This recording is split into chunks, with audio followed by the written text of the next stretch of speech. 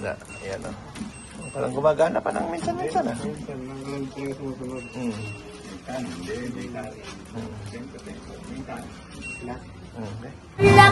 So yun, ayaw ng gumalaw guys, or ayaw na maselect yung selector nitong washing machine na ito. So ito ngayon guys ang aming gagawin, no? So common problem ito guys ng mga LG, no? Ayaw nang mailipat yung program. So ang naging issue niya ay yung kanyang selector ayaw na gumana, no? So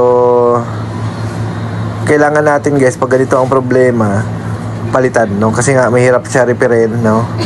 Yung kadalasan nasira kasi nito yung potentiometer niya.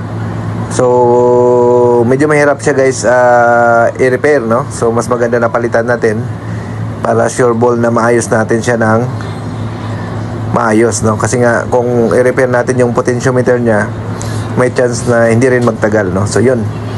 So ang ginagawa namin dito guys, dahil yun nga ayaw nang gumana, so papalitan natin siya ng control board, no? So yung control board ang kailangan natin palitan. So kung kailangan nyo guys ng LG, no, control board kailangan nyo, or mga board ng LG, picturean nyo lang guys yung part number, no? Pwedeng maka-order tayo, no, sa LG. So medyo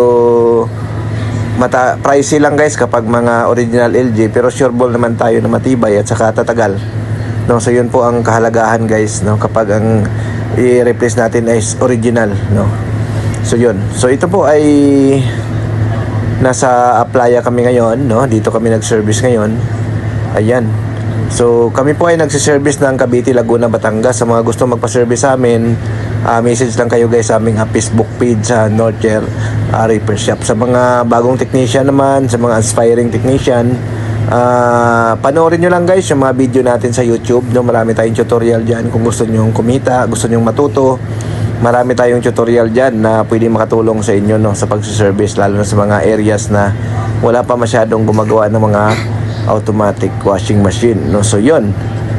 So ito nga, no, binaklas na natin. So ito guys yung luma, ito yung bago, no? So yun, magandang ang isa pa guys sa mga bago ngayon, pag pinapalitan nyo guys ng board, no, dati ang gamit nila yung parang foam na itim. So pag pinalitan nyo, spring na yung replacement board niya galing sa LG, no?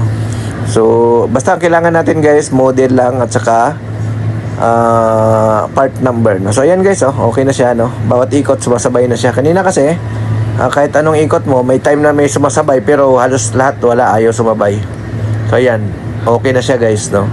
So yun, no? So okay na ito. Yun ang problema niya, yung control board nyo. Pinalitan natin guys para okay na, no? So yun. Kung gusto nyo mag-service guys, text lang kayo, may number naman tayo dyan sa baba, no? Or kailangan nyo ng mga LG board or LG parts na original, mag-message lang po kayo sa amin. So yun. Okay, thank you, bye bye.